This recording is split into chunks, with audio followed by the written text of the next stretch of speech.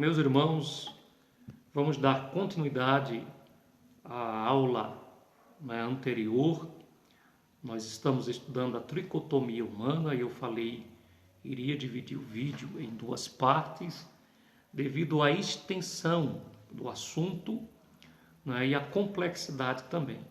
Bom, como a tricotomia ela concebe o homem em três partes,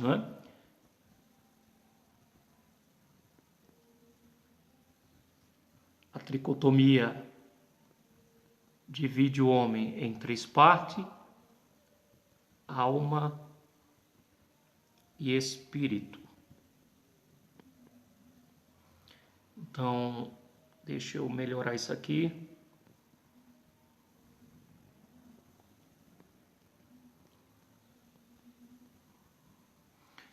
Então, a tricotomia, essa doutrina teológica, ela afirma que o homem é composto de três partes: corpo, alma e espírito.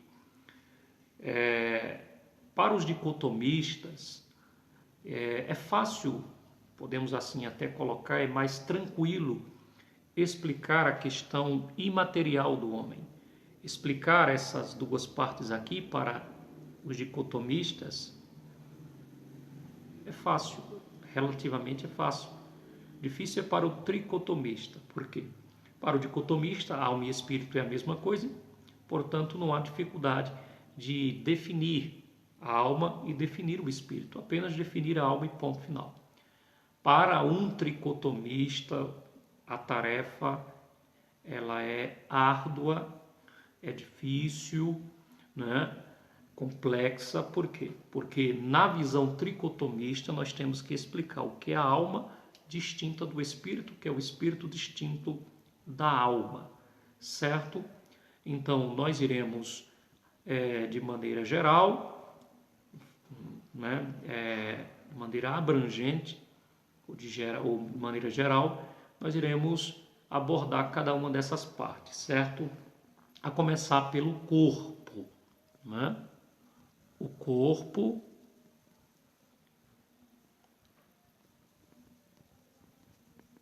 O corpo, parte física, Física, material. Nós vimos lá em Gênesis 2:7,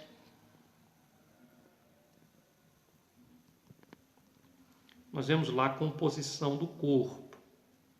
E nós vimos que o homem ele foi formado do pó, do pó da terra. Então o homem ele foi formado do pó da terra. Deixa eu colocar o texto aqui para a gente averiguá-lo na sua originalidade. Então tá aqui, Vaitzer Adonai Elohim et ha-Adam. Aí vem Afar min ha-Adamah vaipar beapav nishmat chai vahi. Então nós temos aqui a tradução literal: e formou o Senhor Deus o homem do pó. Essa palavra aqui, afar, esta é a palavra, deixa eu colocar lá para a gente poder trabalhá-la com mais propriedade. Então, a palavra lá é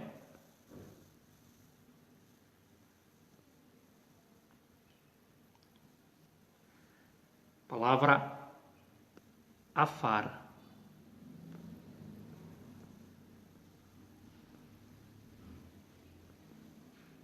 Afar significa pó, poeira. Então, a composição física do homem é da, literalmente, poeira. Poeira. Poeira de quê? Há uma outra palavra lá, muito interessante, afar min. Min, isso aqui, onde estou marcando, ó, H4480, é uma preposição que indica a origem. Afar, min, ha'adamah. Perceba essa palavra que nós temos aqui, ó, ha'adamah. Ha'adamah, o solo, gente. O solo. E é interessante, deixa eu ver se eu consigo escrevê-la lá. Né? Eu vou escrever somente a palavra.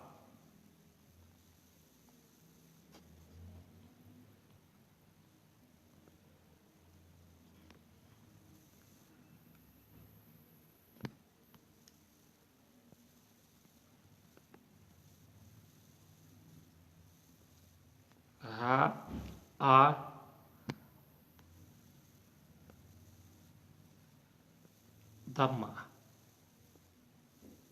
Essa é a palavra. E é uma palavra muito interessante, uma vez que estamos falando do corpo, e nada mais justo do que entendermos a sua composição original, a matéria usada por Deus para criar o homem, para formá-lo, né?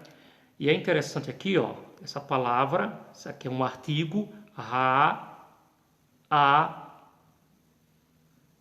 deixa eu ver se eu escrevi corretamente.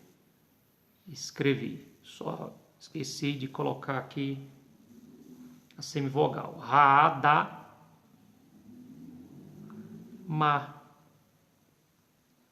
É assim que traduz a palavra do hebraico para os caracteres da língua portuguesa. Ha'adamah. Aqui significa literalmente solo, superfície, o solo, a superfície, né? Nós vemos que a palavra afar, que nós vimos lá, afar, né? Afar significa pó, poeira. Então, poeira do solo, poeira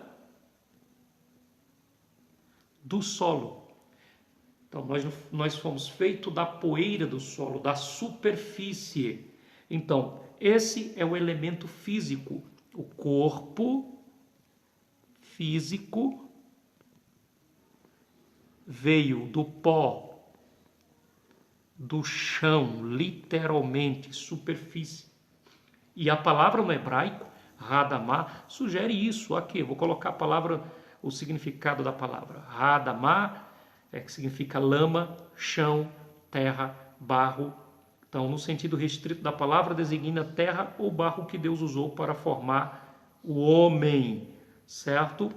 Portanto, este foi o elemento, o componente, a matéria feita, usada por Deus para formar, para criar o homem, certo?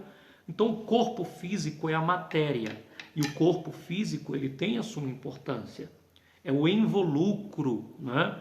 É a substância corpórea que abarca, né? Que recebe as substâncias imateriais, as substâncias incorpóreas, que é a alma e que é o espírito. E é interessante que sem o corpo físico nós não existiríamos enquanto seres terrenos, a não ser que Deus quisesse apenas criar seres espirituais em essência e substância para viverem num plano espiritual. Mas Deus fez o homem capaz de viver no plano terreno, mas ao mesmo tempo conectado, ligado ao mundo espiritual. Por isso que é interessante ver o homem desta forma, porque enquanto o corpo físico tem a ver com a vida material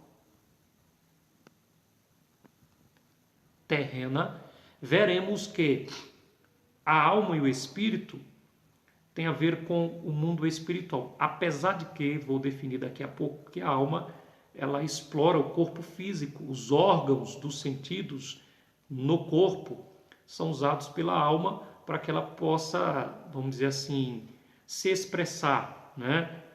A existência da alma e do espírito dá-se no corpo físico. Primeiro, Deus cria o corpo, como nós vemos lá no Gênesis, para depois colocar as substâncias incorpóreas. Então, o corpo tem uma importância. Biblicamente, o corpo é templo e morada do Espírito Santo. Foi destinado, propósito teológico, foi para que ele se santificasse, para que pudesse ser usado para glorificar a Deus, não para as imundícies, não para a profanação, não para a prostituição, como os gregos diziam. Então, o corpo tem uma importância. E é interessante porque algumas pessoas dizem, Deus quer apenas o nosso coração. Então, quando as pessoas dizem isso, as pessoas estão ignorando o corpo, estão tratando o corpo físico como algo sem valor, né? O que importa é o nosso interior. Então, é o eu espiritual. Mas o corpo, ele tem uma importância, porque ele executa, né, as ações da alma. A alma só consegue executar as ações por causa do corpo, né? Então, o corpo sofrerá punição, sofrerá pena, juízo no dia do juízo do Senhor. Quando a pessoa vai ao inferno, quem vai as substâncias imateriais. O corpo volta à sua originalidade, conforme Eclesiastes,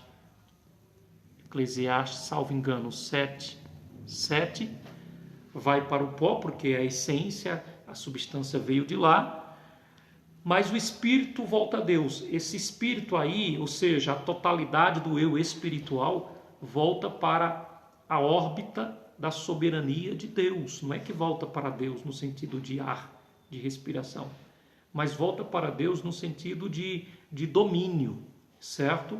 E, consequentemente, a pessoa será julgada, será responsabilizada por todas as ações que a alma planejou e que o corpo executou. Então, o corpo físico é a matéria, o involucro, tem uma importância muito grande para a alma e para o espírito, porque quando a morte vem, né? E morte, no grego, significa separação.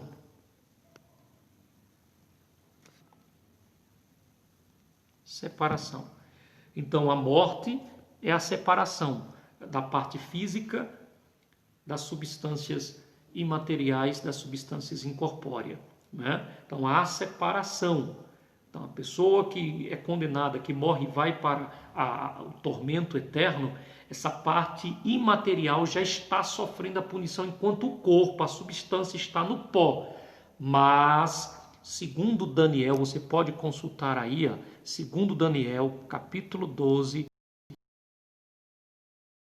diz que muitos os que dormem no pó da terra, ou seja, o corpo, que estão no pó, ressuscitarão, ressurgirão. E a ressurreição é a restauração de todos os elementos que compõem o homem: corpo, alma e espírito. Então, ambos, né, sofrerão, seja a glorificação, que ocorrerá no arrebatamento, como também na ressurreição dos justos, e a condenação, porque o texto diz: muitos que dormem no pó da terra, uns acordarão para a vida eterna, outros acordarão para vergonha e desprezo eterno. Portanto, o corpo tem uma importância, o corpo ele tem uma relevância. Deus criou por um propósito, para um propósito, né? Nossa existência terrena dá-se por meio do corpo.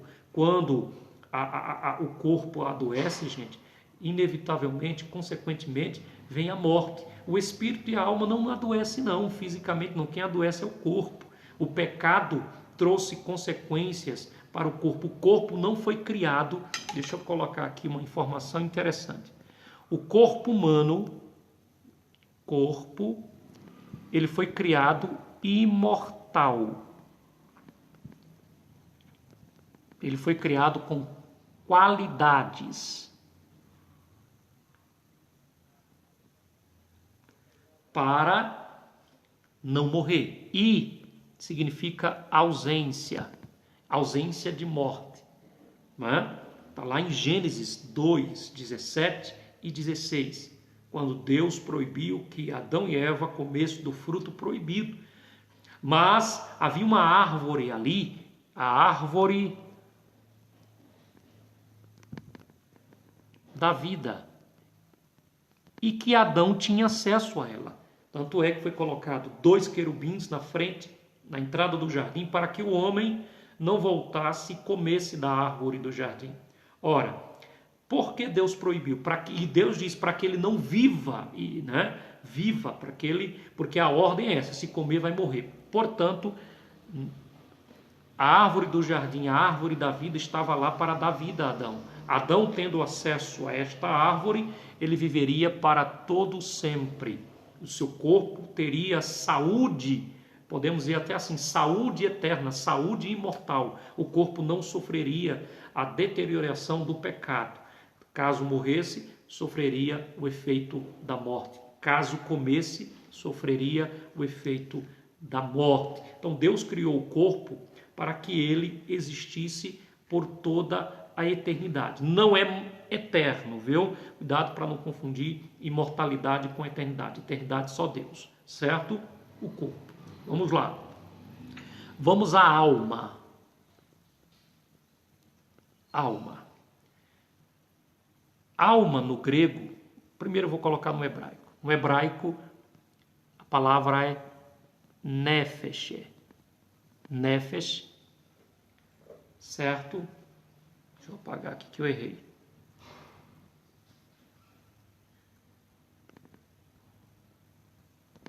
Nefesh. Esta palavra, ela...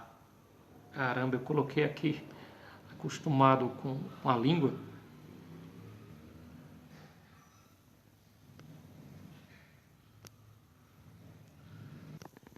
Então, ó, a palavra do hebraico é nefesh.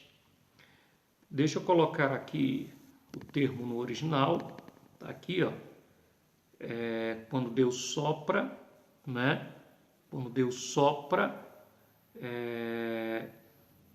nas narinas do homem, a chamada nishmat, quando Deus sopra, e ele torna-se, tá aqui, ó, lenefesh.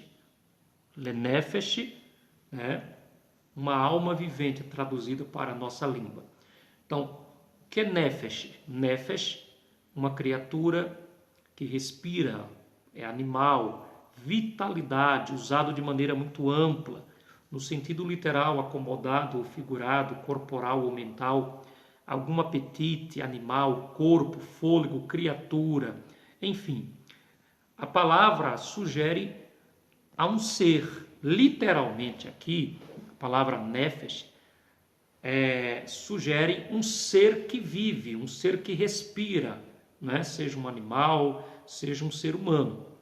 Então, a palavra nefesh, que é traduzida por alma, seria literalmente aqui um ser vivente. E é assim que as nossas traduções, que as nossas versões traduzem o termo hebraico nefesh. Um ser que vive, né? Um ser que respira, que tem fôlego. No grego, é psique, né? A alma, lá atrás, na áurea dos anos e dos tempos da filosofia grega, os primeiros a refletirem sobre a alma foram os filósofos, né? E para os filósofos era a vitalidade da vida. Na concepção deles, uma entidade imaterial dentro do homem, o princípio inteligente. Com o passar do tempo, com o desenvolvimento das ciências humanas, né? Aí veio a psicologia, e a psicologia nasce dentro da filosofia. O termo alma passou a ser encarado dentro da psicologia como a mente. Ok? Bom, biblicamente, nós estamos definindo, pelo viés da palavra de Deus, a alma. Biblicamente, a palavra alma, né, é um ser que vive, que respira. Na Bíblia, você vai encontrar várias expressões Deixa eu colocar aqui várias expressões como rins, mente, coração,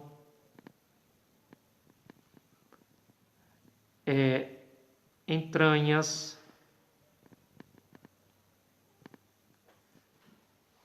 etc. Rins, mente, coração, entranhas. Você vai encontrar na Bíblia esses termos que é usado como alma, né? Porque rins, mente, coração seria a totalidade do ser interior. Além disso, como eu falei, e nós vimos isso, espírito também, às vezes é usado no sentido de alma. Então a alma seria a totalidade do nosso ser, que engloba todo o nosso ser interior. A alma é o princípio inteligente, vital, que anima o corpo. Eu falei que o corpo executa as ações, as vontades da alma. A alma explora os órgãos físicos, os órgãos dos sentidos, para poder, se comunicar, entrar em contato ou se relacionar com o mundo exterior. E para isso ela usa o corpo. Por isso que se não tem o corpo, não tem como a alma se relacionar com o mundo exterior. Ela precisa do corpo, por isso que o corpo é importante. Então a alma é a sede da nossa vontade, do nosso sentimento, da nossa racionalidade, é o princípio vital, É o princípio vital, racional, inteligente, emocional de nosso ser. Teologicamente, a alma, ela possui 3 faculdades. Essas 3 faculdades têm a ver com aquilo que somos enquanto eu, Então, a primeira faculdade da alma é a intelectualidade.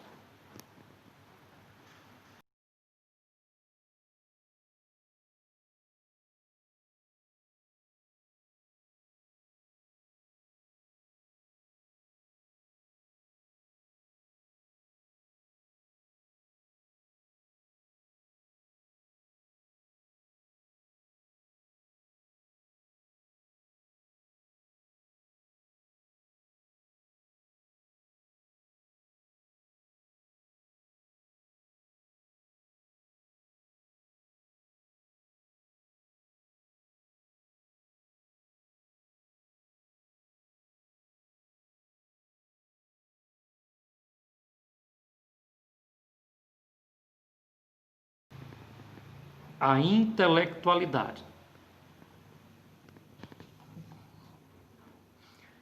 A intelectualidade tem a ver com a inteligência da alma, a racionalidade da alma. Inteligência.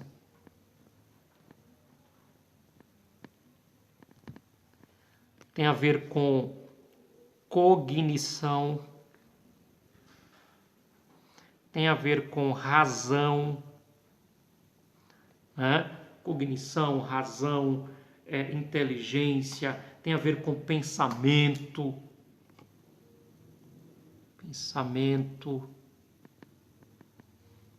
Então, essa faculdade da alma tem a ver com a cognição.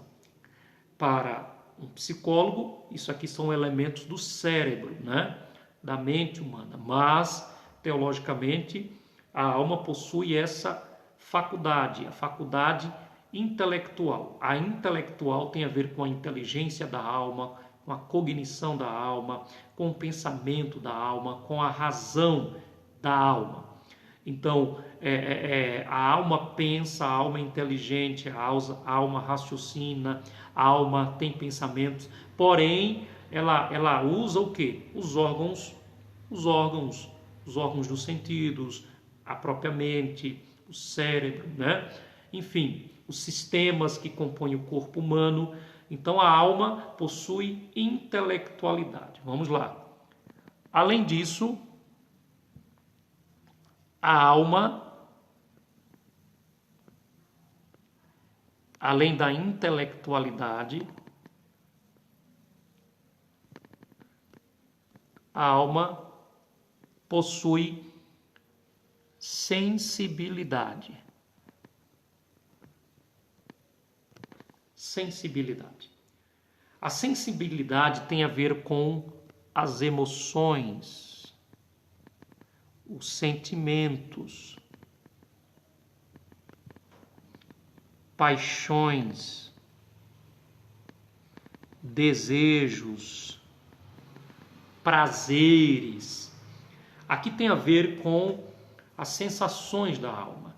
A sensibilidade fala das emoções, dos sentimentos, das paixões, dos desejos. Pois é, quem deseja é a alma, quem sente é a alma, quem tem paixão é a alma, quem tem prazer é a alma humana. Volto a dizer, através do corpo. Tudo isso só é possível através do corpo, ok? Vamos lá, não fica tão longo. E por último, a alma tem volição. Deixa eu melhorar. Vontade. Dentro da vontade tem a ver com as escolhas. Escolhas, liberdade, volição. Volição é vontade. Então a alma possui intelectualidade, sensibilidade e vontade. E a vontade tem a ver com as escolhas da alma. A alma é inteligente porque ela possui ela possui a faculdade, a intelectualidade. Então ela é inteligente para escolher, né? Para agir de forma livre. Ela escolhe, ela toma decisões. Por isso que as nossas decisões, as decisões que tomamos, não literalmente são decisões nossas.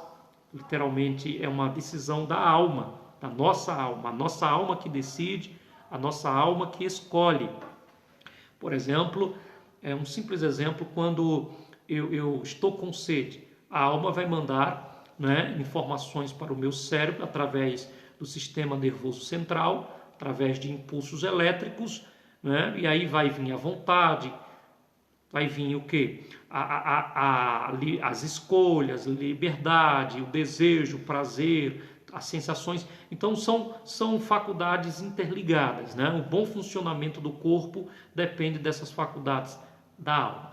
Portanto, meus queridos irmãos, a alma ela é a sede de todas as nossas vontades, de todas as nossas emoções e da nossa intelectualidade. É o princípio vital que anima, que dá funcionamento ao nosso eu interior. Nós temos uma alma inteligente, uma alma que pensa, uma alma que escolhe, uma alma que sente. É a alma que é responsável por tudo isso. E aí eu vou entrar agora já vai em 27 minutos, é extenso, irmãos. Nem que eu divida o vídeo em 3 partes, mas eu preciso minimamente dar a vocês esta aula. Eu queria falar sobre a questão da origem da alma.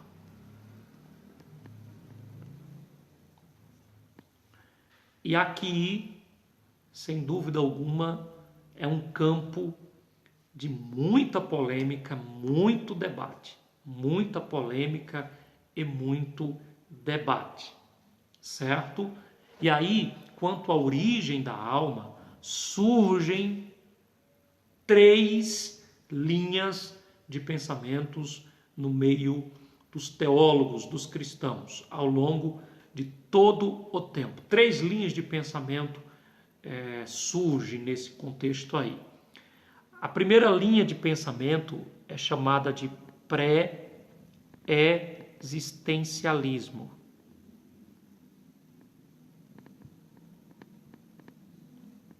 pré-existencialismo.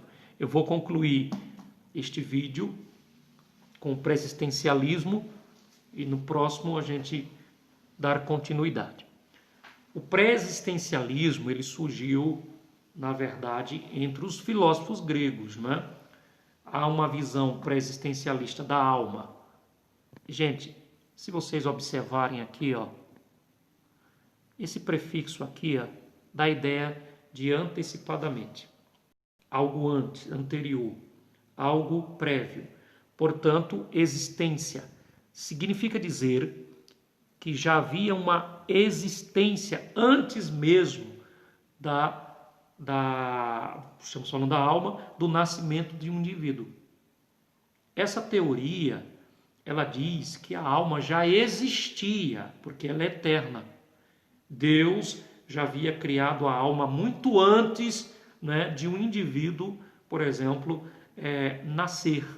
Ele cria antes.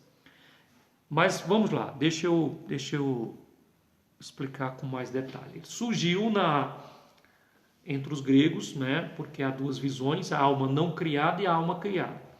Para Platão, que foi o filósofo grego que deu origem ao pré-existencialismo, a alma já existia no mundo eterno, faz parte do mundo eterno como as ideias, e em razão da alma cósmica. E essa alma, na verdade, ela já existia muito antes e muito além de Deus. Na verdade, Platão dizia que é a parte de Deus. Deus não criou a alma, ela sempre existiu. Portanto, Platão acreditava que a alma era eterna. Porque se Deus não criou, que é o princípio vital contingente da criação, então a alma é eterna. E aí Platão disse isso, que a alma é eterna, ok? E que em algum momento da concepção ela entra no útero da mulher, né? A concepção existiu, né? Todos nós conhecemos lá o processo da concepção, quando o espermatozoide fecundou o óvulo, né? E aí deu origem a uma nova vida. Nessa concepção, segundo Platão, a alma entra ali. Mas a alma já existia muito antes do indivíduo ser concebido. Ela é pré-existente. Vou continuar no próximo vídeo, viu?